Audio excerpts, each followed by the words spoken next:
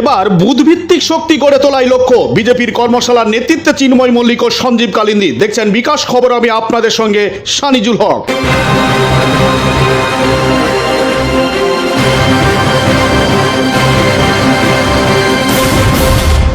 আমার বুথ সবচেয়ে মজবুত, এই বার্তাকে সামনে রেখে চন্দ্রকোনা বিধানসভার 4 নম্বর মণ্ডলে অনুষ্ঠিত হলো ভারতীয় জনতা পার্টির বুথ সশক্তিকরণ অভিযান ও কেন্দ্রীয় সরকারের গঠনের 11 বৎসর পূর্তি উপলক্ষে বিশেষ মণ্ডল কর্মশালা। জানা যায়, এই বিশেষ কর্মসূচিতে উপস্থিত ছিলেন ভারতীয় জনতা পার্টির আরামবাগ জেলা সহসভাপতি মাননীয় চিন্ময় মল্লিক মহাশয় ও চন্দ্রকোনা 4 নম্বর মণ্ডলের সভাপতি মাননীয় সঞ্জীব কালিন্দী মহাশয়। এছাড়া কর্মশালায় অংশ নেন জেলা ও মণ্ডলের একাধিক বিশিষ্ট নেতা নেতৃবৃন্দ।